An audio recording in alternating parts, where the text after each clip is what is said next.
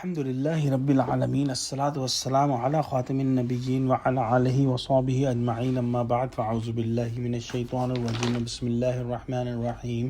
قال اللہ تعالی فی سورۃ آل عمران: ان الذین کفروا لن تغنی عنہم اموالہم ولا اولادہم من اللہ شیئا واولئک اصحاب النار هم فیہا خالدون۔ ترجمہ: جو لوگ کافر ہیں ان کے مال اور اولاد خدا کے غضب کو ہرگز نہیں ٹال سکیں گے، اور یہ لوگ اہل دوزخ ہیں کہ ہمیشہ اس میں رہیں گے۔ متضاد طبقات اور اوصاف کا یکے بعد دیگرے ذکر کرنا قرآن کا خاص اسلوب ہے، اور آیات میں مناسبت اور ربط کی جان اور دلوں میں قرآنی حقائق اتارنے کا ایک مؤثر طریقہ ہے۔ چنانچہ یہاں اس آیت میں اور اس سے اگلی آیت میں مومنوں کے بعد کافروں کا تذکرہ ہے۔ جو لوگ کافر ہیں ان کے مال اور ان کی اولادیں اللہ کے یہاں ان کے کسی کام نہیں آئیں گی۔ یہ لوگ دوزخی ہیں، ہمیشہ وہاں رہیں گے۔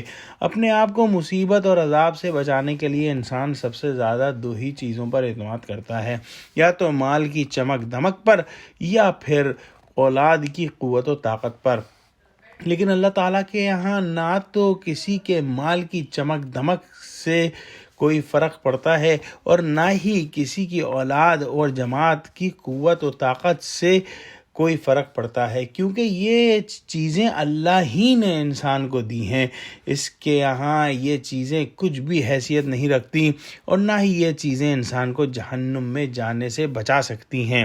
اگلی آیت میں اللہ سبحانہ وتعالیٰ نے ارشاد فرمایا: مثل ما ينفقون في هذه الحياة الدنيا كمثل ريح فيها سر عصابت حرث قوم ظلموا أنفسهم فأهلكت وما ظلمهم الله ولكن أنفسهم يظلمون۔ ترجمہ: یہ جو مال دنیا کی زندگی میں خرچ کرتے ہیں اس کی مثال ہوا کی سی ہے جس میں سخت سردی ہو، اور وہ ایسے لوگوں کی کھیتی پر جو اپنے آپ پر ظلم کرتے تھے چلے اور اسے تباہ کر دے، اور خدا نے ان پر کچھ ظلم نہیں کیا بلکہ یہ خود اپنے اوپر ظلم کر رہے ہیں۔ اللہ کے باغی اور اسلام کے منکر دکھاوے اور شہرت کے لیے، عیاشی اور فحاشی کے لیے، اسلام کو مٹانے اور مسلمانوں کو جھکانے کے لیے